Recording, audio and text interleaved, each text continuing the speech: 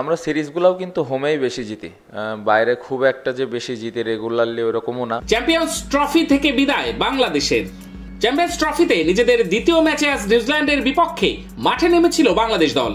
প্রথমে ব্যাট করতে নেমে উদ্বোধনী জুটিতে ভালো শুরু পেয়েছিল টাইগাররা, তবে মিডল অর্ডার ব্যাটারদের ব্যর্থতায় পথ হারায় দল। অভিজ্ঞ মুশফিকুর রহিম, মাহমুদুল্লাহ রিয়াদদের দায়িত্বহীন ব্যাটিং ছিল দৃষ্টিকটু। পরে নাজমুল হোসেন শান্তর 50-তে লড়াইয়ের পুঁজি পায় বাংলাদেশ। অল্প পুঁজি নিয়ে লড়াই করতে নেমে বোলাররা দুর্দান্ত শুরু করেছিল, তবে সেটা ধরে রাখতে পারেনি। নতুন বলে তাসকিন আহমেদ ও নাহিদ রানার এমন শুরুর পর মিডল ওভারের সেই ধারাবাহিকতা ধরে রাখতে পারেনি বাকিরা, তাতে সহজ জয় পায় নিউজিল্যান্ড।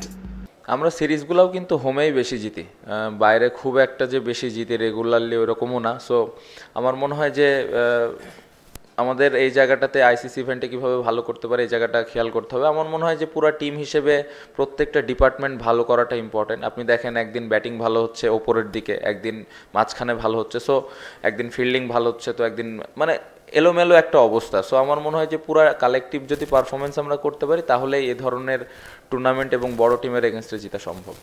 দলের হয়ে সর্বোচ্চ 77 রান করেছেন নাজমুল হোসেন শান্ত, এছাড়া 45 রান করেছেন জাকের আলী। নিউজিল্যান্ডের হয়ে 26 রানে 4 উইকেট শিকার করেছেন মাইকেল ব্রেসওয়েল। জবাবে ব্যাট করতে নেমে রাচিন রবীন্দ্রের 112 রানে ভর করে 5 উইকেটে জয় পায় নিউজিল্যান্ড। উইকেটটা ভালো ছিল, বাট অনেক ভালো 350 উইকেট ছিল এরকম আমি বলবো না। উইকেটটা ভালো ছিল, আমার মনে হয় 280-300 উইকেট ছিল।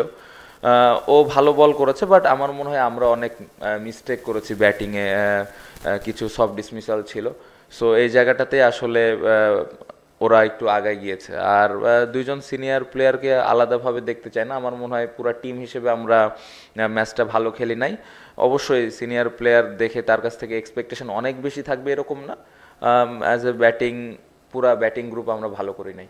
টানা 2 হারে চ্যাম্পিয়ন্স ট্রফির স্বপ্ন শেষ বাংলাদেশ দলের। নিউজিল্যান্ডের কাছে এমন হারের পর অধিনায়ক শান্ত বলেছেন, চেঞ্জেস বলতে প্লেয়ার চেঞ্জেস হয়ে যাবে জিনিসটা এরকম বুঝায়নি। আমার মনে হয় চিন্তা ভাবনাতে আরেকটু চেঞ্জেস আনতে হবে আমাদের, এবং আমাদের আরেকটু কিভাবে আমরা দলের জন্য কন্ট্রিবিউট করতে পারি, ওই রেসপন্সিবিলিটিসটা নিয়ে ব্যাটিং করতে পারি আসলে আমাদেরই করতে হবে। এখন আপনি যদি দেখেন যে আমরা অনেক বেশি পরিবর্তন করতে থাকি, আজকে একজন কালকে আরেকজন, তো ওই ব্যাটসম্যানের জন্যও ডিফিকাল্ট। সো আমাদের যেরকম রিসোর্স আছে এদেরকেই অপরচুনিটি দিয়ে দিয়ে আমাদের আসলে এই জায়গাটাতে পরিবর্তন আনতে হবে এবং রেসপন্সিবিলিটিস নিতে হবে। আমার মনে হয় যে এই জায়গাটাতে আমাদের অনেক বড় গ্যাপ হয়ে যাচ্ছে, যে আমার মনে হয় যে একটু হালকাভাবে নিচ্ছে, আর একটু রেসপন্সিবিলিটিস নেওয়া উচিত।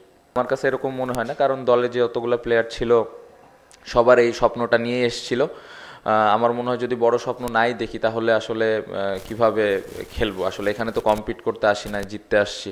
হ্যাঁ, হয় নাই রেজাল্ট, বাট সবসময় স্বপ্নটা আমরা আমাদের টিমে যারা আছে সবাই বড় দেখতে পছন্দ করে, এবং এটার জন্য আসলে স্বপ্ন দেখলেই হবে না, ওই অনুযায়ী কাজ করতে হবে। সো এই টুর্নামেন্ট হয় না, আরেকটা ম্যাচ আছে, এই নেক্সট ম্যাচটা কীভাবে আমরা ভালো করতে পারি এখন এটা আসলে আমাদের ফোকাস করা উচিত।